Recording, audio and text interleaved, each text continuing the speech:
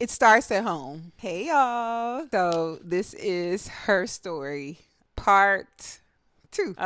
It starts at home. So when I first started going to therapy, they wanted to break down my childhood and where everything began. When I was a child, my mother would be abused by her husband. I can remember the loud sounds of her screaming, putting the cover over my head. And I used to have this bunny that I believe she gave to me at a very young age, and I would not let the bunny go.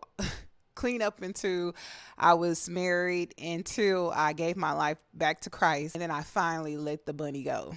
I was traumatized my entire life from hearing those screams and hollering from my mother. Now the question would say, why would you let your children go through this if you were also a victim of it? There's a story about a frog. Have you ever heard this story about the frog? If you throw a frog in boiling water, they jump out. But if you put a frog in water and you turn the temperature up slowly, the frog will stay there until it dies. That's my story. I was just immune to the temperature of abuse. So it starts at home. The story that I'm going to tell you today was about when I was 16 years old. This is one of the instances where I knew that my boyfriend, who soon became my husband, was very violent. I came home one day after school.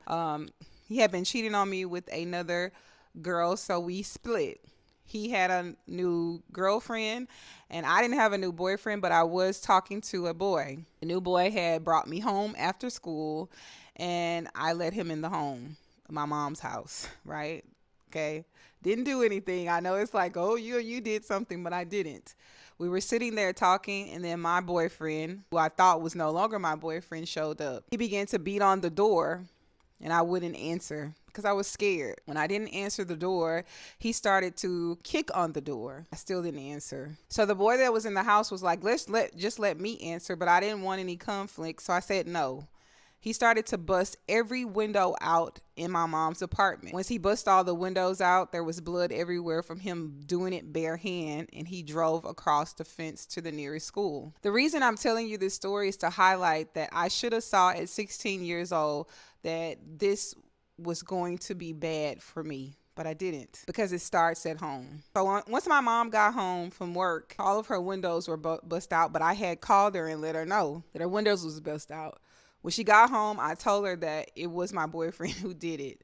Of course, I was freaking out and I was scared, but I thought my mom was going to protect me. My mom instead and in turn started to beat me.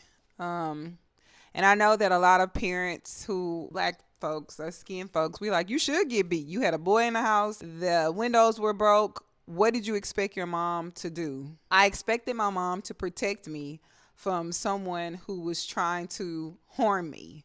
That's what I expected. It didn't matter if he was my boyfriend, it didn't matter who he was. I expected her to protect me.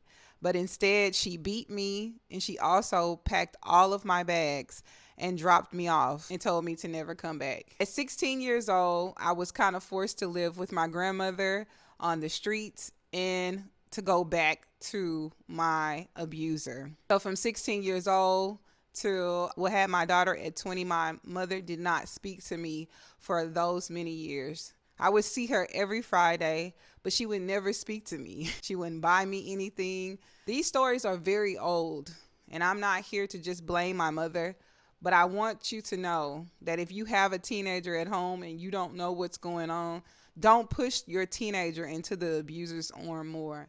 Always be there to support her. I hope you guys understand this story and why I'm telling it. Because first of all, there needs to be signs that you look out for in your teenagers dating. If there's aggression there, then your teenager needs to get counseling. Is if they're going through a relationship where there's a problem or there's too much openness or too much closeness there, you need to be involved. It starts at home. When I first went to my therapist and I started figuring out that a lot of this stuff happened when I was a teenager and that it actually could have stopped when I was a teenager, but it never did because I was the frog who was in the water, who was slowly boiling and just being acceptable to the temperature that I was around. Love you guys. This is her story.